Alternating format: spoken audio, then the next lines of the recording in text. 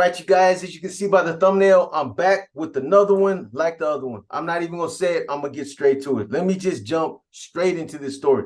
So this story right here, it starts with an individual named Jarvis Masters. And, I'm going to talk a little bit about my personal dealings with this individual and, him being a major part of this story, or at least how it started. Anyways, I met Jarvis Masters, aka Left Hand, I want to say it was between 1992 and 1993 in the Adjustment Center at San Quentin. The hypocrisy on death row politics, I believe I explained the dynamics and, the breakdown of the yards and how they used to let ADSEG inmates go to the yard with death row inmates. They were actually blended yards. All that changed in the later part of the 90s, sometime into the millennium. I don't know exactly when, but it changed. But prior to that, from 1992 at least until the time that I started going through the Adjustment Center, they were actually allowing us ADSEG inmates to go to the yard with death row inmates. But that only occurred in the Adjustment Center. And this was before they eliminated all the group yards and they brought in all these dog cages, the walk-alone cages. Before, there was 3 yards out there, 3 big yards, and those were the group yards. And if you were fortunate enough to go to the Adjustment Center, you would hit one of those 3 yards. And I'm going to break down, the different yards. But, if you were an ADSEG inmate, this was the spot to be. The Adjustment Center was cool for ADSEG inmates. As far as, death row inmates, this was considered their home. I know I broke all this down. Some of this might sound redundant. But then again, there's some of you that just are barely watching, might just be watching this story for the first time. So like I was saying, at around that time, 1992, 1993, around that time, if you were an ADSEG inmate, you had a indeterminate shoe and you were validated, more than likely you were going to end up in East Block. That was ADSEG in San Quentin at that time. However, they had the Adjustment Center, which was kind of like ADSEG overflow. Or it was a place where they used to put individuals that had an extensive history of, violence. If you had a lot of staff assaults or you just had, a lot of assaults in your past, in your file, or you were somebody that they considered to have too much influence, to be a shot caller, somebody like that, they would send you to the Adjustment Center to kind of keep you away from everybody else. East Block is where, they kept the majority of ADSEG inmates. And again, East Block was considered death row's mainline. The first time they shot me to the Adjustment Center, they housed me over there. I stayed in the cell for about a week. And eventually I went to classification and they assigned me to a yard. This was the first time I would meet Left Hand out on the group yard. Now, these kind of blended, so to speak, these blended yards where you had ADSEG inmates with death row inmates, this was the only unit in San Quentin that allowed this. If you were in East Block, you were either on a death row yard or you were in ADSEG. They didn't let us go to the yard with death row in East Block. Again, the Adjustment Center was the only place that they were allowing, us to have actual contact with death row inmates. Again, I know I broke all this down in, previous stories, previous spills that I've done on death row, but everybody might not have seen those stories. So those of you that watched any of the stories that I put out previously on, the hypocrisy of death row politics, you guys just gonna have to bear with me, or that's the magic of the fast forward button. Anyways, like I said, coming from an ADSEG inmate's perspective, so to speak, the Adjustment Center was the place to be. If I had a choice of going to East Block or the Adjustment Center back in those days in the early 90s, it would be the Adjustment Center, hands down. That's before the solid doors came into effect and before they went in there and changed everything. This is when everything was kind of wide open. It would definitely be the Adjustment Center. But, coming from an ADSEG perspective, we didn't have shit. We didn't have nothing coming. We basically had our standard issue and that was it. So, going over there to the Adjustment Center, and even though it was considered death row's hole or their shoe, they still had a considerable amount of property, you know, compared to us. They still had their TVs, their radios, thermals, sweats, real tennis shoes, and things like that. So, you know, an AdSeg inmate like myself would land over there on one of the 3 tiers. And if you were somebody that was active and you were still in good standings with your people, and, you know, these guys on these tiers, they seen that you were going out to a group yard and you were plugged in with your people, they would look out for you. If I ended up hitting a tier over there and I landed next to somebody like Chato from Arizona Maravilla, or David from, I think he's from Fontana, Hector, Ronnie, Smokey from Linwood, a Mexican Mafia member or a Sureño that was active, they would look out for us. You know, they would see that I was an AdSeg inmate and that, you know, I was somebody that was active, and eventually they'd reach out. They'd send me whatever I needed, and some of them would shoot a radio, headphones. So, you know, that was considered paradise, you know, for somebody that was in AdSeg that didn't have nothing. A radio, that's all I needed. I kick back and do my time, you know, on my head over there. Anyways, the reason why I say active is because, you know, when you land in a spot like that, there's still honor amongst, you know, active gang members, so to speak, or whatever you guys want to call it, active criminal organizations, groups like the NF and the Mexican Mafia. Even though we were considered to be opposition, especially at that time in the early 90s, they would still look out. But there's honor amongst, you know, amongst these groups, because if they see that you're somebody that's active and that you're still plugged in and you're still doing your thing, they respect that. But if you're somebody that you're not functioning, you're just on the tier, you're doing your own thing, and you're in bad standings with your people, you're basically a dead cell. They're not going to fuck with you. They're going to leave you alone, let you do your own thing. And that's out of respect for the opposition, or just for, you know, that's what convicts do. They respect each other's, you know, the guys that are considered active, and they respect the fact that, hey, he's somebody that's no good with you. We're not gonna fuck with him. You know, we're not gonna cater to his needs or give him anything extra that he wouldn't have coming, because he don't got shit coming. If he's not, we don't know what he did. You know, he could be somebody that he might have told on somebody, or, you know, he could have some other kind of foul shit on his jacket. So that's why I say, if you were active and in good standings with your people, they would bless you. If not, they just leave you alone and let you do your thing. Anyways, in the Adjustment Center, back in those days, they had 5 group yards. They had the Northern Mexican Black Yard, which consisted of NF members, BGF members, Northern Blacks, Bay Area Africanos, and then you just had your regular Norteños. That was the Northern Mexican Black Yard. Then you had, and it was like I said, it was blended. You also had your Norteños that were AdSeg inmates. So this was a death row / AdSeg inmate yard. This, you know, we were out there together on the yard with actual death row inmates. Then you had the Southern Mexican White Yard, which consisted of Mexican Mafia members. You had Sureños, you had Aryan Brotherhood members. You know, this is when you had Billy Ray Hamilton and Curtis Price, when they were both still over there. I believe they both passed away since then. But you had, you know, the Aryan Brotherhood, you had Nazi lowriders out there. You had some regular woods, they call woods, your white guys, and that's pretty much it for that yard. But again, this yard was mixed. You had AdSeg inmates with death row inmates. Then you have what was called the integrated yard. The integrated yard was a yard that was mixed with a little bit of everybody. Sometimes you would occasionally have a Norteño that would land over there for whatever reason. More than likely, he landed on that yard because he was hiding, and we'd end up removing him. And then you had a lot of, you know, just regular blacks over there, a lot of regular whites, cats that weren't really into politics, that weren't affiliated with any particular group. They were on the integrated yard. And then you had a mixture of just anybody and everybody that wanted to go to yard. They landed on the integrated yard. The integrated yard was always a mess over there. You had 2 Crip yards that were split up and divided based off of politics, death row politics. because you had a split between the Rollin 60 Crips and some other Crips. At that time, it was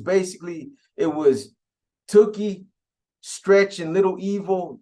Those were like the main three Crips that were on, a yard where you had a lot of Crips from a lot of other different sets. And, they were kind of deep out there.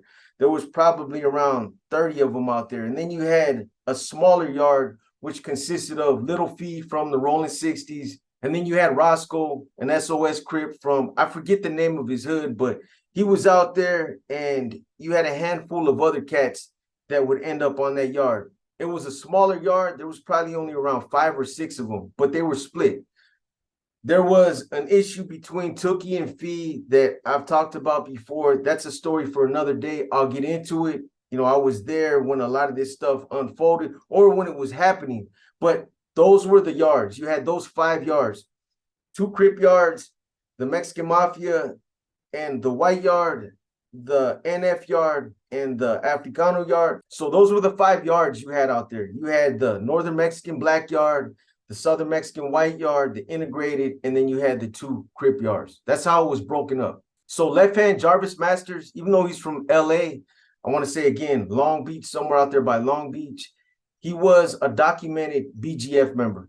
On paper, they had him down as a Black Guerrilla family member. So he was on that yard with us. And when I met Left Hand in 1992, 1993, I know he had been there on death row for, he'd been there for quite a few years in the adjustment center. I'm not sure exactly how long, but I know at least from the time he caught his death penalty case in the mid 80s. Anyways, I took a liking to Left Hand as soon as we met. He's just one of those, those charismatic type of individuals that you take a liking to.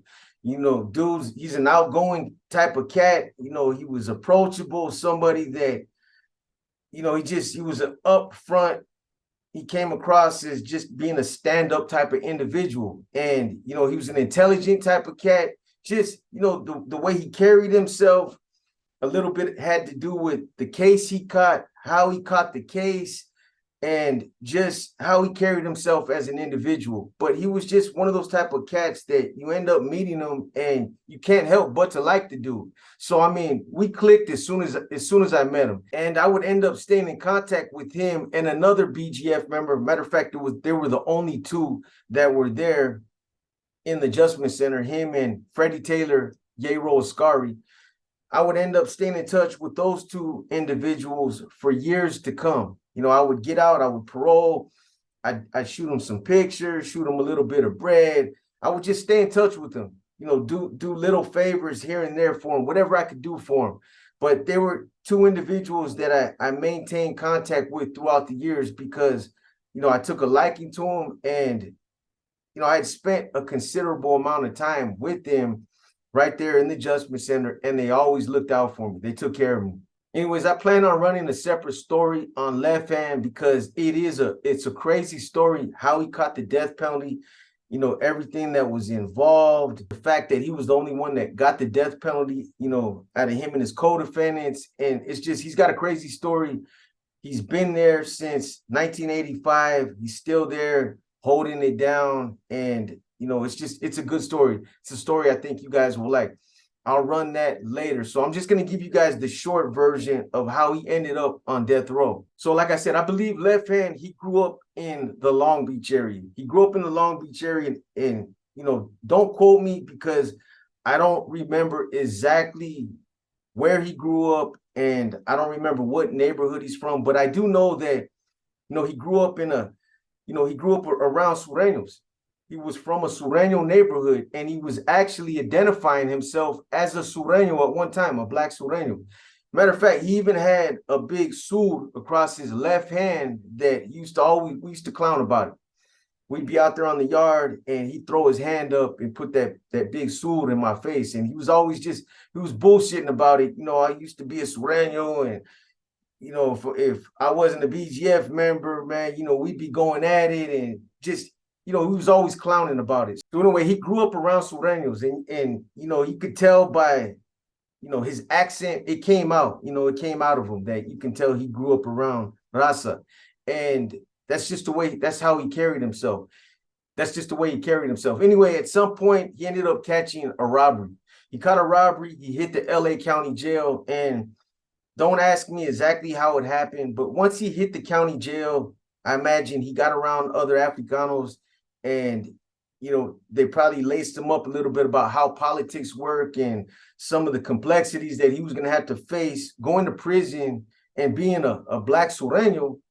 And it was at that time that he decided that his loyalties were going to be more based off of his ethnicity. He was going to kick it with the Africanos, or he was going to go in as an Africano opposed to a Sureño. Now, it's not like he was going to have major problems, because I've met a lot of Sureños that were Africanos, and I met a lot of Africanos that were Norteños, and they went to prison and they didn't have no issues.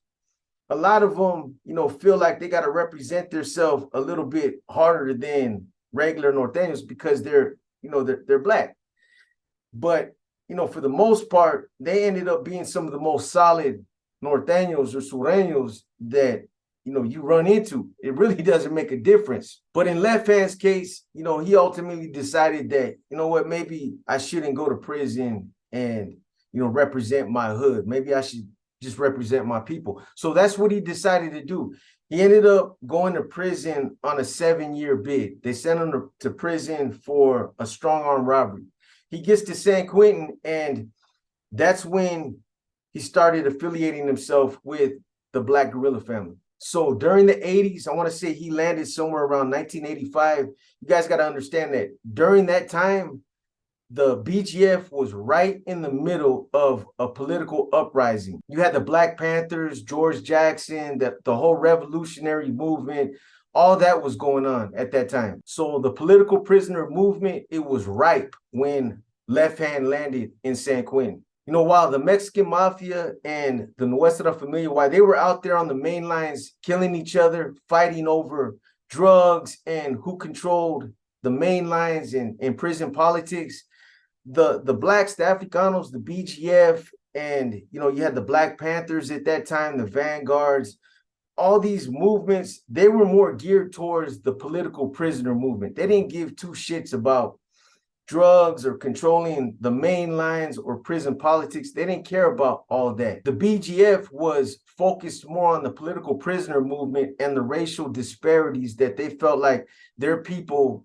had been plagued with for years at that time. That's what the BGF was focused on. Their war was with the administration. They were killing cops. That's where Black August and all that came from. Again, they didn't care about prison politics. While these guys are over here killing each other, fighting over drugs and who gets to run this main line, and these guys fighting about prison politics, they were over here killing cops, spearing COs, and taking their aggressions out on the administration. But unfortunately for Left Hand, he would get caught up right in the fray, right in the middle of all this. So in 1985, there's a sergeant named, I forget his first name, but his name was Birchfield. And, this sergeant was a heavy-handed type of individual. He was pushing a hard line against certain individuals. And, I'm not going to go as far as saying that he was a racial individual. I don't know. But I know that, he had made some things personal with the BGF to the point to where he became a target. And, the BGF, they ended up killing him. They speared him on one of the tiers, and, it was a one-hitter quitter. I want to say that the individual that speared him, he hit him in the heart, and he probably walked about 5 feet, and that was it. He ended up dying right there on the tier. Left Hand wasn't the one that actually speared the sergeant. Allegedly, they're saying that Left Hand was the one that fashioned the arrow tip or the point on the weapon that killed the sergeant.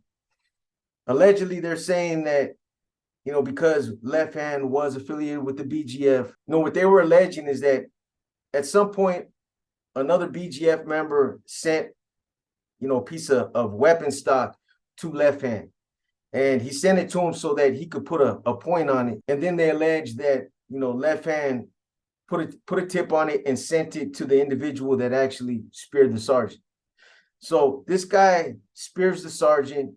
They all get convicted. Somebody else on the tier, there were 2 or 3 guys that ended up telling on Left Hand, they basically said, look, hey, we seen these guys fishing. This is the guy that put the point on it.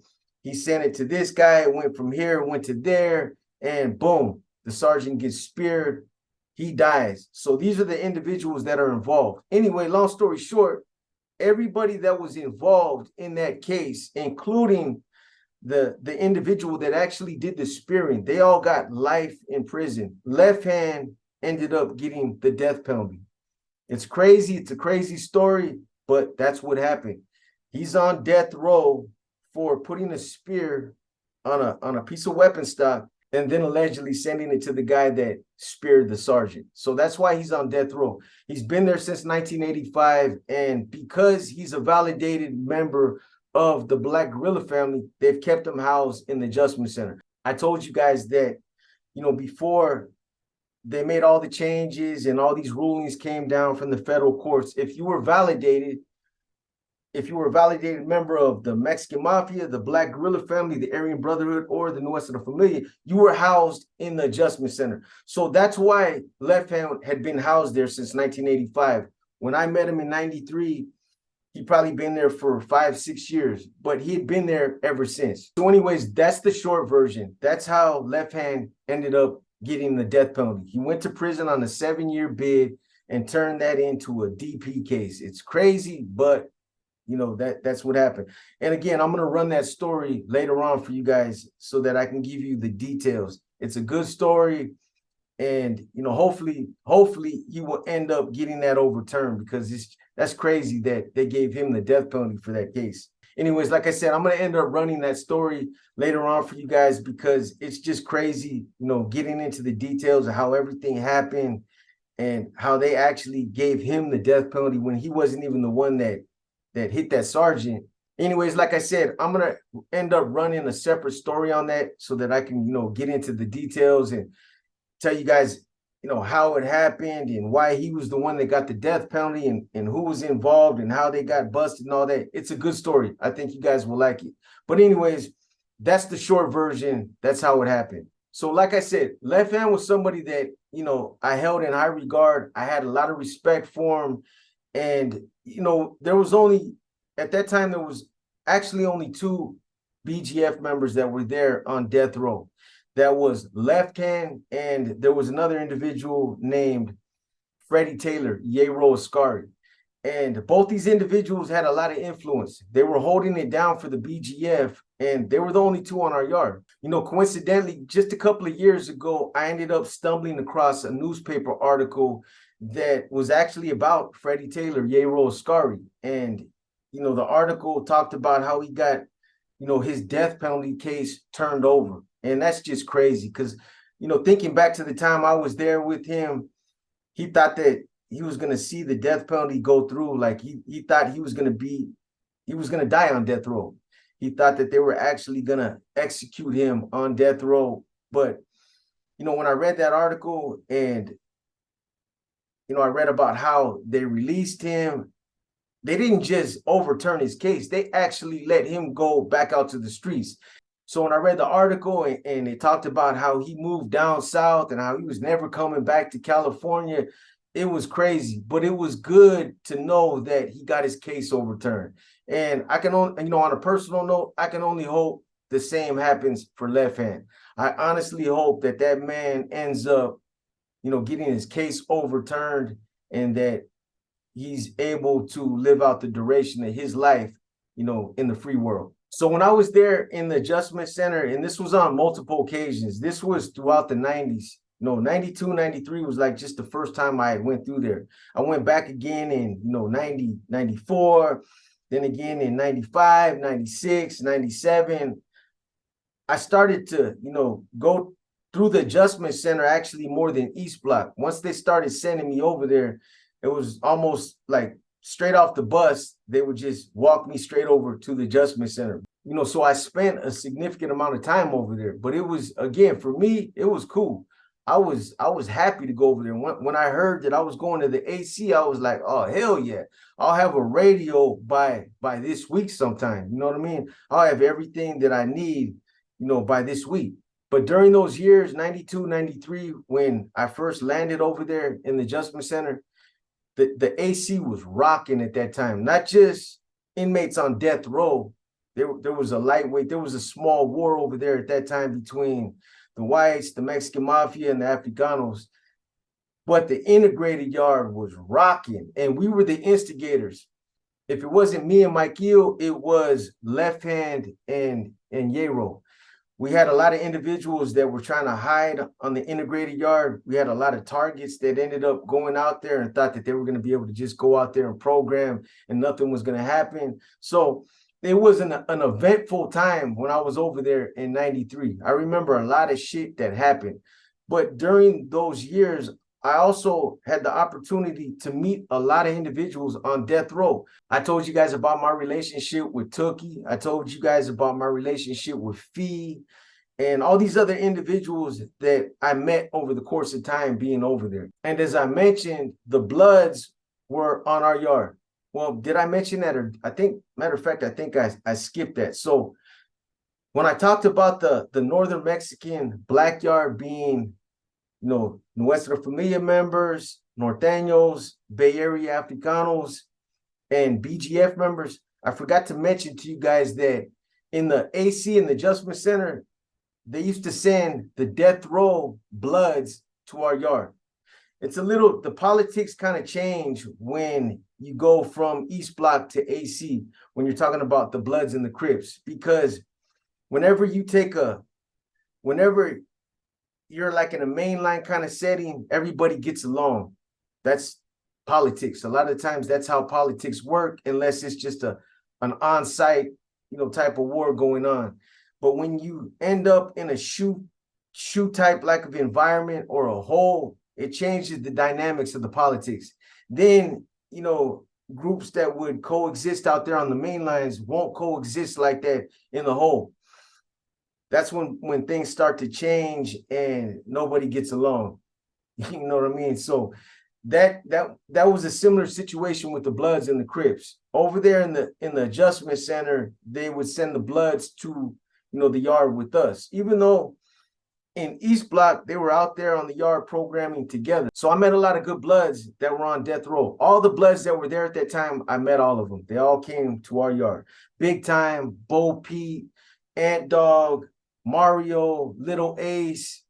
I don't remember all their names, but those were the ones that most of the time that I would end up in the adjustment center, they were on that yard. Or I would run into them in East Block whenever, you know, they shoot me to East Block. So the Bloods, they programmed with us. They programmed on our yard. Even though it was considered an NF BGF yard, the Bloods came out there and, you know, they programmed and functioned with us, meaning that, you know, when we did our machina, our group exercises, they got down right there with us. You know, they conformed to our program. Our yard was structured. There was policies. There was things that, you know, we did on our yard that didn't happen on other yards. And if you went to that yard, you had to conform to those policies, if you guys understand what I'm trying to say.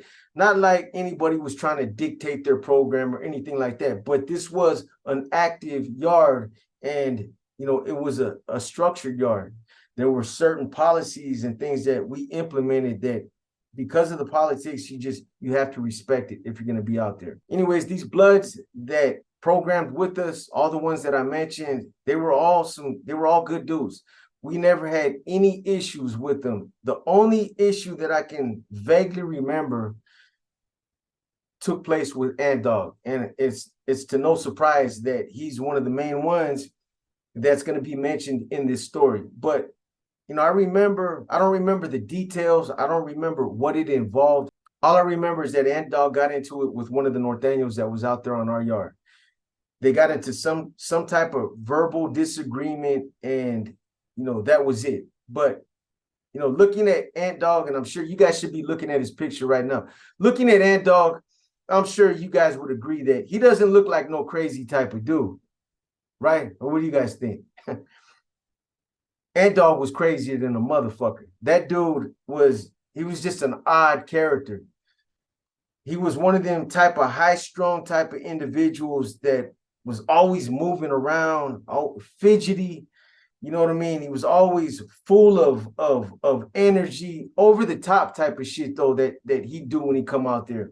You know, always, you know, running around, acting crazy, just going from point A to point B. He'd run over there real fast and be all fucking, you know, be all animated and crazy shit like that. So it's no surprise to me to know that Ant Dog was involved in a lot of this story right here.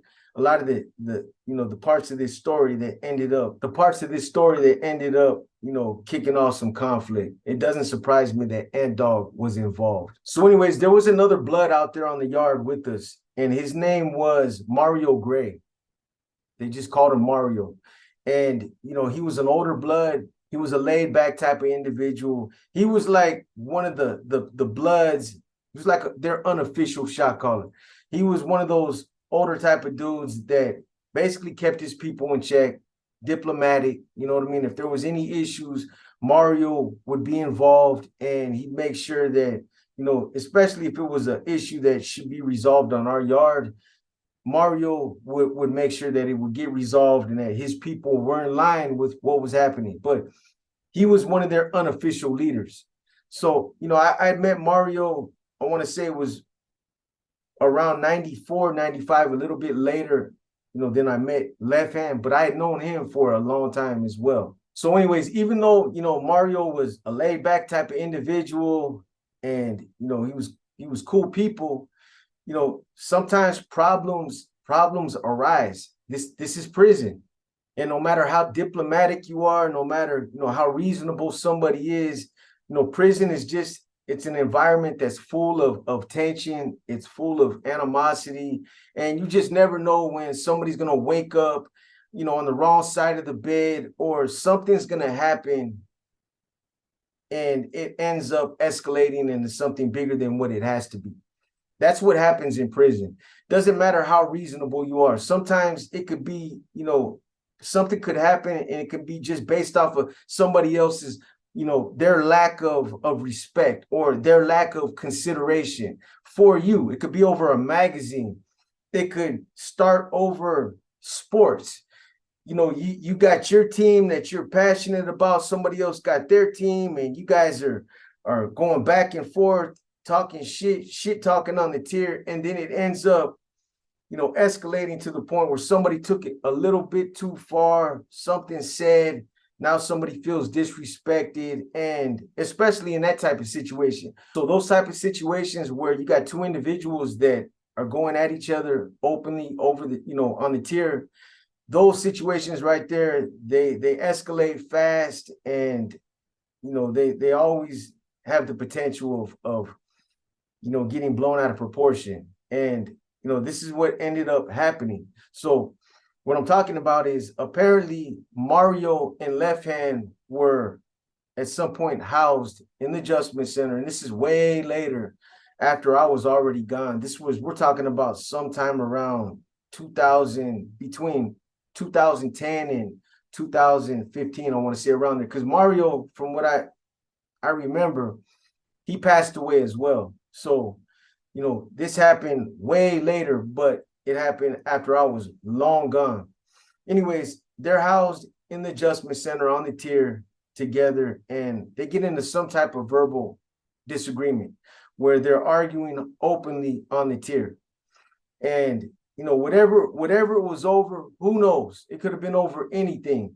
You know, some of the things that I just described to you guys, a magazine, you know, a debate, an argument, whatever it was, they got into it and words were exchanged openly on the tier.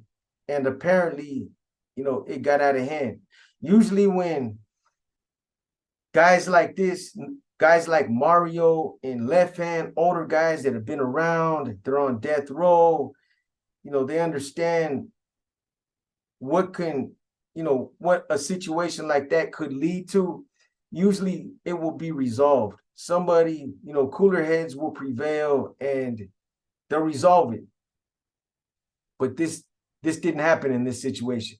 They got into it, you know, they said whatever was said, and then it was left at that. You know, unfortunately, issues are always lurking right there just below the surface. And they're literally just one word away. Don't matter who you are. This is prison. You know, like I said, it's already an environment that's full of hostile cats. You know, there's a lot of animosity. You're locked up in a cage. So what do you expect? But it's just, you know, a lot of the times bad situations are just literally one word away. And again, that's what ended up happening. So these two individuals, they get into it, they say whatever they say, and they call it a night. So the next morning they run yard, and it was time for the Northern Mexicans and the blacks to go out, the BGF yard. And this was the yard that both Left Hand and Mario were assigned to. So, you know, they had yard the next morning, and I'm sure that because they didn't resolve it that night, that they both woke up and there was probably still tension on the tier. It was probably thick. And, you know, they wait to be processed out to the yard, and they end up getting out there to the yard. So you guys got to remember that this situation right here, it happened after they stopped, you know, allowing the ADSEG inmates to go out to the yard with death row. So these were all death row inmates. So the next day they run out the Northern Mexican black yard, and the only Norteños that were out there on the yard were Spanquillo, Huevo, and Silencio. This is after they had got their death penalty case. So, you know, these are 3 NF members that are out there on the yard when this situation was taking place. However, on the day that yard was released, Spanquillo was the first one out. According to my source, he was the first one that ended up hitting the yard. After Spanquillo got out there, Ant Dog came out next. So he ends up out there on the yard with Spanquillo. Whether either one of them knew about the disagreement between Mario and Left Hand, who knows? But nothing happened. These two get out there and they post up, and they're waiting for everybody else to come out to the yard. Left Hand ends up coming out next. Now, because the NF had a strong alliance with the BGF at that time, especially with Left Hand and Yero, you know, we embraced these two Africanos like they were part of our people at that time. There was a strong alliance just with those two individuals, you know, themselves, outside of the BGF and the NF. We embraced them on their own merits. Anyways, but because of that alliance, I'm sure that when Left Hand got out there, I'm sure he pulled Spanquillo to the side and gave him a brief heads up. Hey, check it out, bro. There might be an issue right now between me and Mario. We got into a disagreement last night on the tier. I don't know if this fool's still tripping, but keep your eye on this dude over here, you know, because when Mario comes out, I'm going to get at him and see what's up. So I'm sure he gave Spanquillo somewhat of a heads up, or advised him that at least, hey, something's going on. So next, obviously, at some point, Mario comes out. Mario comes out, he's got his towel rolled up, you know, and that's common. You come out with your towel, maybe an extra set of boxers and socks and t-shirt. A lot of times you go out there, you work out, you'll take a shower, and then you got some fresh clothes to throw on. So he comes out with his, you know, his shower roll, and he walks out, he puts his shower roll down, and he makes a beeline straight for Left Hand. So he walks over to Left Hand, and they don't even say nothing. They square up and they just start getting it. Beep, bop, beep, beep, bop, beep, beep. Oh, bop, beep, bop, bop, bop. So they start getting it. So they're going at it. Donkey kicks, flying elbows. You know what I mean? And at some point, it turns into a 2-on-2. Spanquillo and Ant Dog, they start going at each other. Now, if I was going to bet or make an educated guess, I would say that they got into it because Ant Dog at some point tried to jump in and come to Mario's, you know, his aid. I bet you that's what happened. But I don't know, wasn't there, and I didn't get that part of it from my source. All I was told was that it turned into a 2-on-2. So what you basically have is a BGF member and an NF member going up against two Bloods. So you got the BGF and the NF going up against two Bloods. You know, there's 4 of them going at it on the yard. Anyways, after they do their thing, they cuff everybody up. They probably put the yard down, they cuff everybody up, and it's a done deal. At that point, I'm sure the administration was probably like, you know what, we got to figure this out, because if it would have just been a fight between Left Hand and Mario, it would have been just like any other fight that would happen on the yard. It was a personal issue that ended up escalating. There's no need to make any drastic changes out there. 10 days CTQ, and they'll probably end up coming back out, or they'll put one on walk alone and let the other one stay out on the group yard. But because you had the NF and the BGF going up against two Bloods, you have three separate factions. The administration didn't want to take any chances. I'm sure the administration knew that this had, the potential to escalate and become a situation where you had the full support of all these groups. In other words, the Bloods against the BGF and the NF. Was this going to turn into something bigger?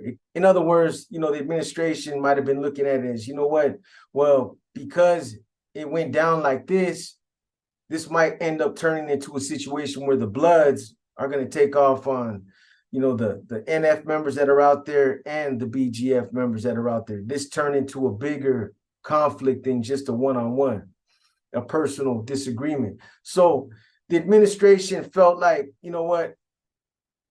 this is going to escalate. Obviously, they felt like it was going to escalate to something bigger, because what they did was they took all the Bloods off that yard and they assigned them to another group yard. And there's only there's only 3 other yards that they could actually put these guys on. You have the integrated yard, which it wasn't going to happen because there's just too much shit going on the integrated yard. And then you had Tookie's yard, which that definitely ain't going to happen, because again, when you take somebody like the Bloods and you try to put them on a Crip yard in a shoot type of environment, the dynamics and the politics change. This is not like a mainline type of setting. This is a hole, and the politics change when you go to the hole. It does. Those are prison politics. So they weren't going to send them to, or they didn't send them to Tookie's yard with all the other Crips out there. There's probably around 30 to 40 Crips out there at that time. What they did do was they put them out there on the yard with Fee, Ryder, Roscoe, and the Rollin 60s Crips, or the other Crips that were loyal to the Rollin 60s. So that's where they would end up putting the Bloods.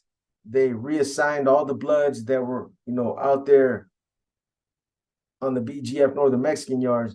They ended up putting them out there with Fee, Roscoe, and all those guys. So that's what ended up happening. After this incident, I'm sure they all went to classification at some point, and classification advised these guys, look, from this point on, you're going to be going out to the yard with these guys. And I'm sure they asked them when these guys went to classification, you got any issues with such and such, such and such? And they probably told them, nah, hey, we're straight. I can go out there and program with them. So, as far as the yard arrangement, that's what they did from that point on. Now, this is probably a good place to end this part of this story. I know this is, a short first part. I wanted to get something out to you guys because unfortunately our content has been getting flagged and we haven't got nothing out for multiple days now.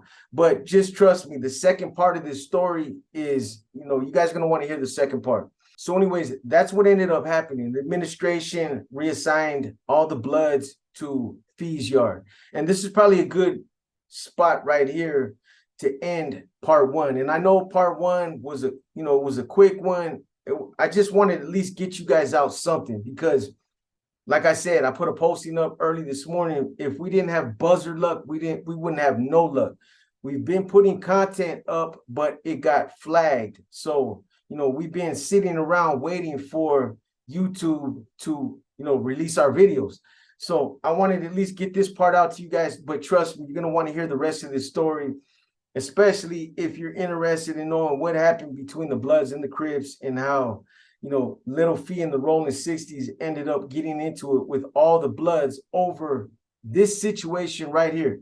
This one fight actually ended up escalating and turning into something that was ended up being pretty big. It started out with the one-on-one, fisticuffs ended up turning into a two-on-two, and then that would end up turning into another situation that would happen on the group yard in the adjustment center. And that situation would end up resulting in a bigger situation that took place in East Block. But I'm going to save that part of this story for you guys for part 2. Anyways, I'm going to go ahead and get this out to you guys. I'm going to get into an Inner Demons right now, so we'll have something to drop to you guys. Don't think that we're over here slacking. We're just right now, we've been down this road before. YouTube, for whatever reason, sometimes they make us go through these changes, but it's just something that we got to deal with. We'll get through it, and eventually we'll be back on track. Anyways, we appreciate you guys tapping in. We appreciate all the support. We appreciate all the comments that you guys have been dropping, all the new subs. With that being said, this your boy B, and I'm out.